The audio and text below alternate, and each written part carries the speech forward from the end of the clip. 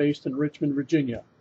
While Richmond has the distinction of having been the capital of the Confederacy, a mere 90 miles south of our national capital, in recent years that identity has been yielding to an equally interesting but quite different future.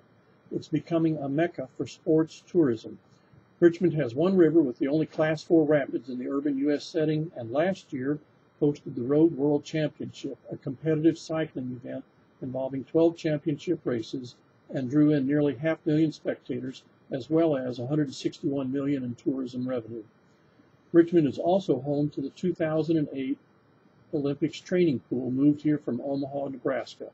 The venue now serves the entire Atlantic seaboard for competitive swimming. My family has volunteered for 10 years for a local triathlon that happens to be based in a local park and has our home as the race midpoint. We've run the water station at that turnaround point and had a lot of fun serving the running community that way. We've lived in Richmond since summer of 2003, now at 13 years, and had barely gotten here before we experienced Hurricane Isabel. Since then, we've had tornadoes, ice storms, paralyzing snowstorms, floods, and earthquakes. Tucked equidistant between the Atlantic coast and the Blue Ridge Mountains, I would not have expected such volatile weather as we've had. I'm an Oklahoma native, born in Bartlesville, a product of Phillips Petroleum. However, my family moved after only a year or so when my mother blew up our apartment kitchen in a gas stove accident.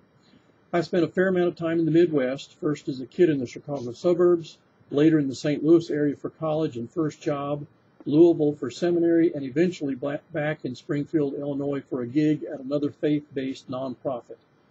After seminary, I moved to Charlotte, North Carolina, where my wife and I planted a new church.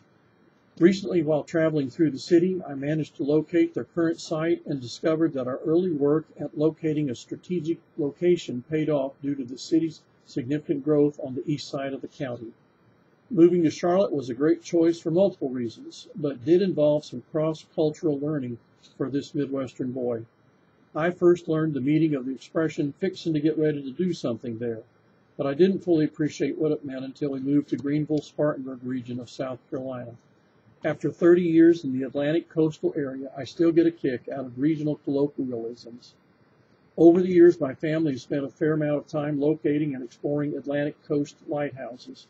Our most recent excursion took us up to Long Island outside New York City, and we were able to see a couple dozen lighthouses on the island, and most importantly, the famous Little Red Lighthouse on the Hudson River in New York City, tucked under the massive George Washington Bridge. I currently serve as Assistant Executive Director of the Baptist General Association of Virginia, a large 501c3 with some 1,400 participating churches scattered across 20 states and 3 countries. And I'm still waiting to visit our church in Hawaii. The association was started in 1823 and is sneaking up on its 200th anniversary. A few of the churches we serve date back to the Revolutionary War era, and quite a few more to the Civil War era. This sort of history lends itself to a natural preservation mode rather than a pioneering mode. My primary role is to assist churches in dealing with a range of strategic issues across their life cycles. Helping them identify and address those challenges based on their stage of development is both fascinating and frustrating. These issues can range from challenges associated with rapid growth, community changes of all sorts, leadership transitions, or economic downturns caused by contextual changes. I also support those churches that are interested in reproducing their presence in other communities or regions by starting new campuses. This choice increases organizational complexity into their approaches and can be a significant challenge for them. This is the equivalent of a single retail store opening additional sites.